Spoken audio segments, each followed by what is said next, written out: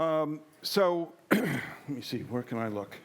So let's talk about why Virtio is important, and then we'll talk about Virtio message. So Virtio started with KVM.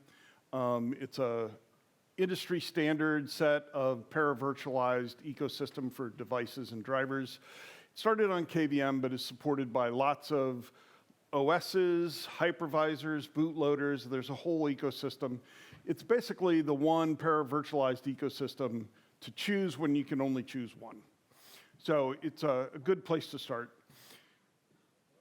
The fundamentals of Virtio have transports, Virtio PCIe and MMIO, and then there's channel, which really only works on IBM mainframes.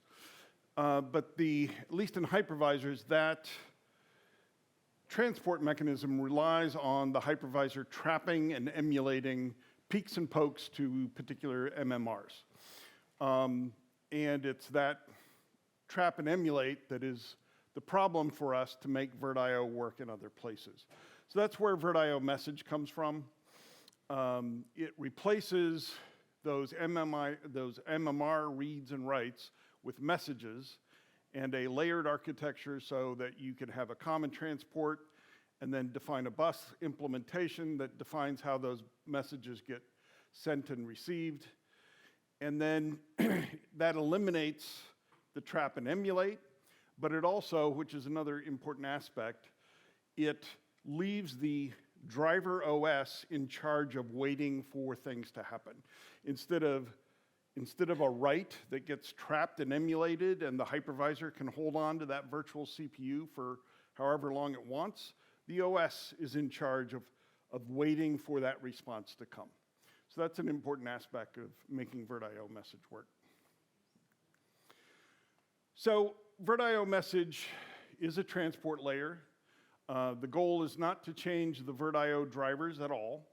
So Virtio net, Virtio console, Virtio block, those remain unchanged in the Linux kernel and in any reasonably architected OS. We add a new common transport layer, and then we define a Virtio message bus driver, and we're envisioning 3 of those today, maybe a possible 4th. So one of them would be using the ARM FFA interface, the firmware framework for A architecture. I may have that reversed, but FFA, which is a common interface for hypervisors. And so if you do this, then Virtio message would work over any hypervisor or secure world solution. We have the Virtio message AMP, which is a framework for doing this with a shared memory and bidirectional notifications. Anywhere you can get those 2 things working, you can use that driver. And then the third driver we're talking about is a Xen-specific bus implementation that would use Xen events and shared memory, either through grants or pre-shared memory. This fits into the Xen ecosystem. Really, with Xen, you could implement any of these 3, but if we have a Xen-specific one, it would work for x86, not just ARM. It would fit into the Xen ecosystem better. So that's why we think maybe a Xen-specific one as well. So let's talk about the context where we would use Virtio message. So one use case is AMP SoCs. So you have one SoC, it's got SMP Linux-capable cores, but it has MCU-like cores as well. These could be DSPs, they could be MCUs, they could be Cortex-R, whatever you have. And you have some on-chip SRAM, you have DDR, and you divvied up DDR into Linux DDR and MCU DDR, and then a shared region that you use between them. The types of things you would do here, so you can have the MCU provide devices to Linux, and you could use this if the MCU owns an I2C bus and you want to share a select portion of that I2C bus with Linux. You could use Virtio I2C to share that with the Linux system, this would work the same way if the MCU owned an SPI NOR that you wanted to share, or an SPI bus in general, or some GPIOs. The MCU could be doing network offload, and then you would have, so that would be maybe TSN capable network, and then you would use the Virtio net to share the other packets with Linux. Flip that around, and Linux provides devices to the MCU is another use case. These could coexist, or you could use one or the other. But the MCU could access the file system of Linux. It could Linux could provide a file that emulates a block, or you could have a partition on your system that you share with the MCU. And so those are typical examples there, or sharing the Linux network stack with the MCU. Here's some example SoCs. Another use case for Virtio message is between normal world and secure world. So trust zone enabled systems, and these actually this environment doesn't really lend itself to the trap and emulate kind of architecture that we have in hypervisors. So this Virtio message can be used here. The normal model here would be the secure world providing devices to the normal world. Google is very interested in doing this for the Android ecosystem, and we have a talk later today on what that looks like. I won't go into great detail, but the primary focus here is VSOC. But again, if Secure World owned an I2C or an SPI NOR, this might be a way to expose that Secure World owned device to Linux. Another use case, this is fairly similar to the AMP SoC, but this is an AMP system constructed from two discrete systems, both running Linux nominally, and connected over PCI. So you could have root complex and endpoint. You could also use non-transparent bridging to connect two root ports together. But in this system, and there's a talk on this and a demo on Friday where AMD has an x86 system and an ARM system connected over PCI. There was a picture of this in Grant's keynote, but the x86 system, this fits in really easily into this system from the driver side. There's a shared memory on a PCI card. There's a driver for that PCI card, does Virtio message to that shared memory. But from the rest of it, all the vert queues and buffers and everything just looks like a normal Virtio system. So the very little changes in the kernel there. The magic happens on the ARM side, and QEMU is running on the ARM and making those devices available. Again, Edgar's talk goes into great detail on this. All right, I mentioned that Virtio message makes Virtio work without a hypervisor, but even within a hypervisor, you may want to use it. The reason is that trap and emulate that I talked about earlier. In traditional Virtio, when you do a write, even a read, it traps into the hypervisor. If the devices aren't in the hypervisor, if they're in like Zen in a DOM0, that virtual CPU is stalled until that device responds. If you are using real-time or safe OS or secure OS, that's not a good system. You want that virtual CPU to be the master of its own domain. So if we do Virtio message here at Zen, then the safe RTOS would pop into Zen to say, wake up that other one. It would pop right back up into its own space. So it's, again, safety certified Zen and safety certified OS. Meanwhile, the quality managed Linux is responding. If it never responds, the safe OS still has control over its virtual CPUs. It can declare that virtual GPU dead and keep going. So it can continue its critical functions without doing the fancy animation that it maybe wanted to do. All right, so what's the architecture of Virtio message? So those transport level operations are represented by these messages. You can get device info, you can get and set the device status, you can negotiate features, you can read and write the config space of the VirtIO device, and then you can set up and reset the vert queues. In VirtIO 1.3, there's also device-specific shared memory provisions. We can add that as well.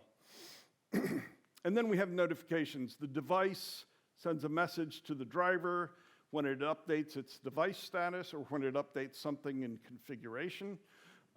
There's a provision if your update to config space is small enough, you can fit that we changed data into the message itself. Then we have the buffer notifications that going both ways. The driver tells the device that it has new data in a vert queue, and the device tells the driver that it has returned buffers to the driver. So that's the common layer. In the diagram, it was the middle box that there was only one of. So this common layer then gets reused by multiple bus level implementations. The bus level, this is where you discover your bus. By the way, one system can have multiple buses active at any one time.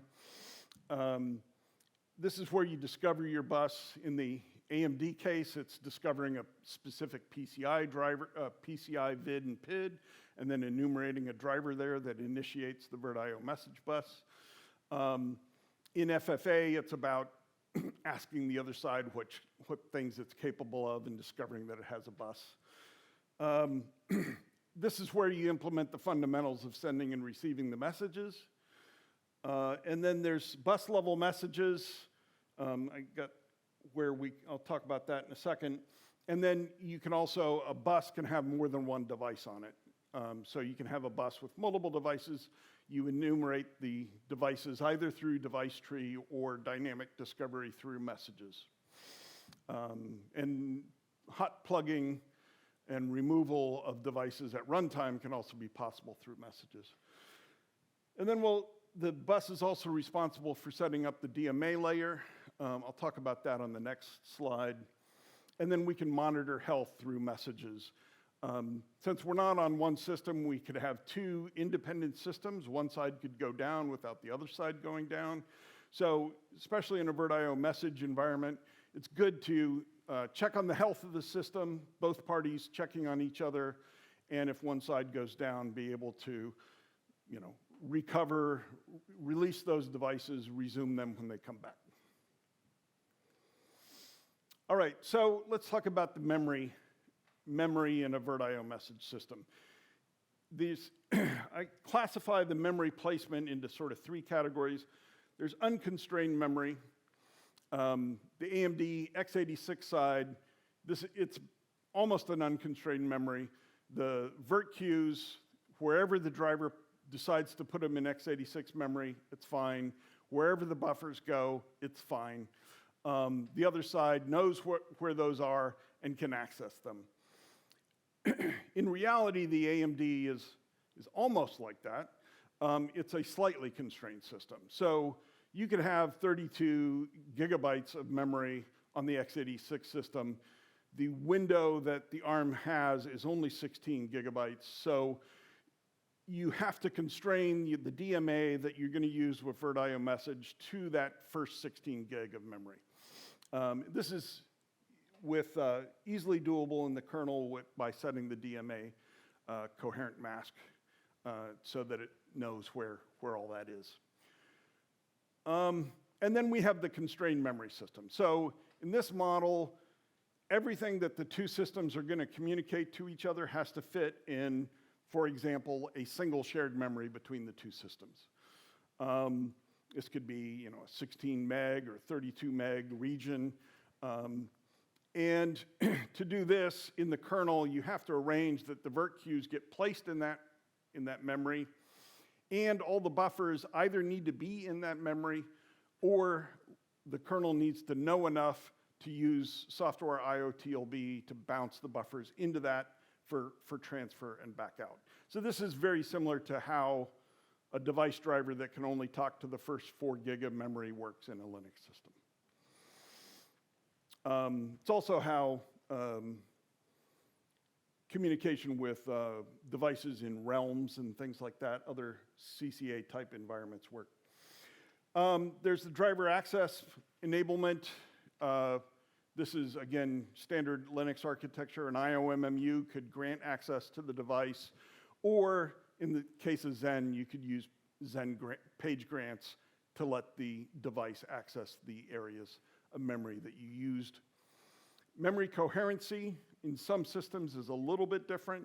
Traditional VirtIO is going to operate in a fully coherent system. For VirtIO message, in some examples, you may need to map that shared memory as uncached memory, or for the bounce buffers, you may need to do invalidates and flushes and invalidates on those buffers as you transfer them to the other system.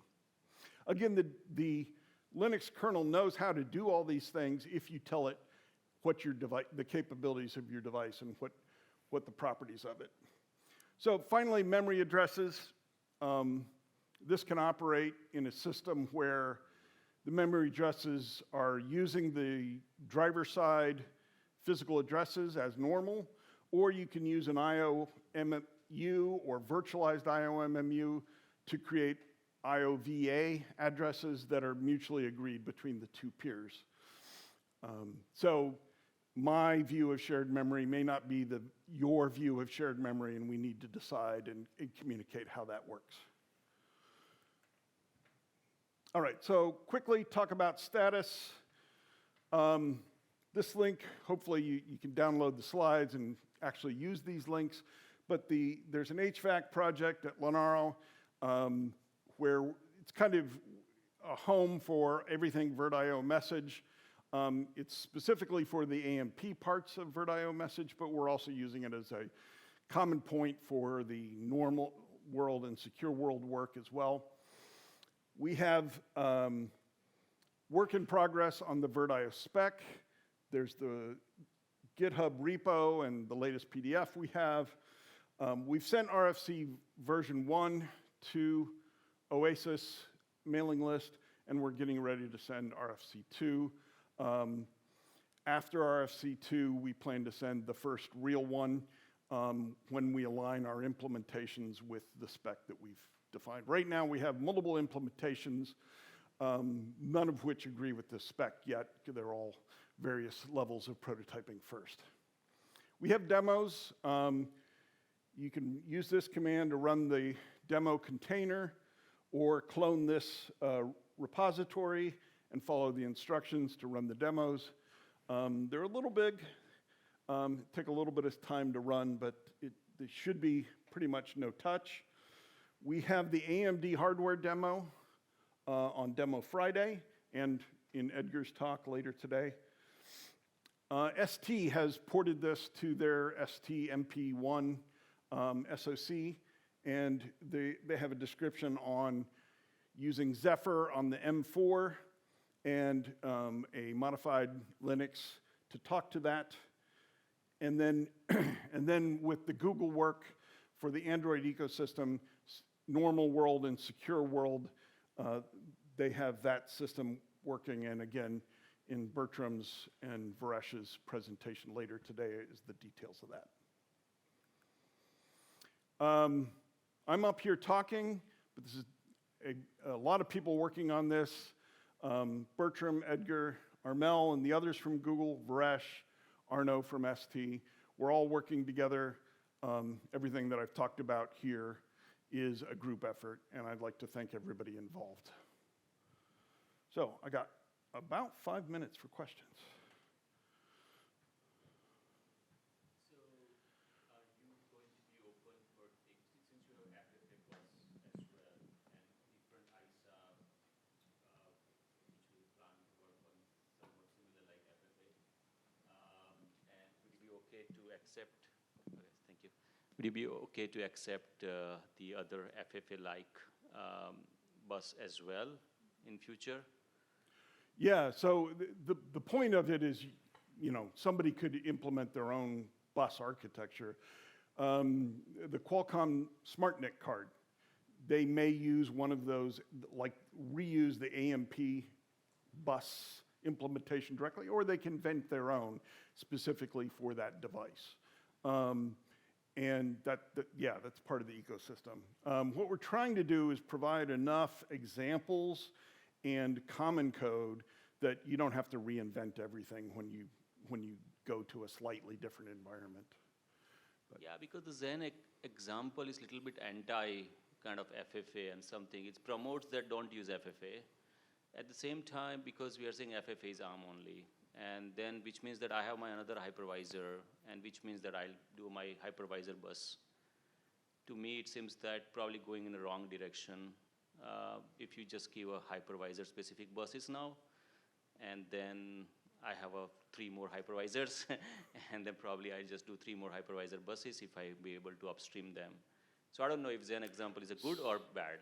Yeah.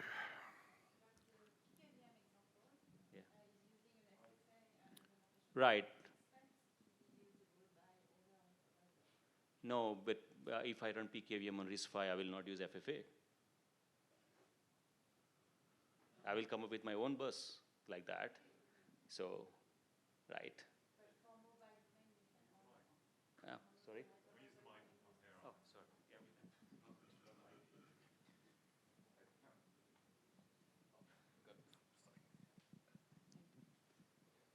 Thank you. Go ahead. No, I just, I think I was done, but I was saying that at least for the mobile domain, the implementation that we have in the driver is expected to be usable on all the hypervisors for mobile. FFA won't be used on anything except But ARM. this is a profile of FFA. We don't support the whole FFA. We need just a subset of features with the goal, we minimized the dependency with the goal of being portable. No, I get the point. I'm not against architecture. It's just that I'm not sure the Zen implementation, Zen specific bus or hypervisor specific it's an example, a good idea, right? Yeah. Well, I mean, you're telling us not to do Zen? I mean, I don't just know, because you're not going to use it doesn't, No, I no, mean, I'm not it's a saying good use example. it. Yeah. And Zen is open source, so it's a good example. It's multi-architecture. So again, we're trying to provide enough example systems that and the AMP one is actually what we're talking about now is the AMP one. We're going to define some data structures for shared message queues and capability to do out-of-band notifications. And then we're expecting that maybe the next generation of FFA driver is very thin that just uses those things to do, this is how you do shared memory and notifications. Zen, again, very thin.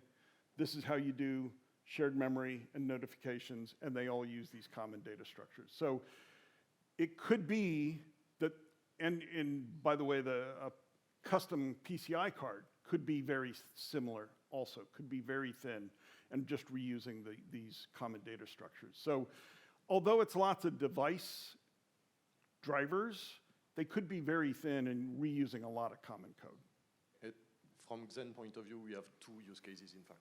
We have ARM, where we want to be hypervisor agnostic and use FFA because we want to do Virtio between VMs and between VMs and the secure world. That's use case 1.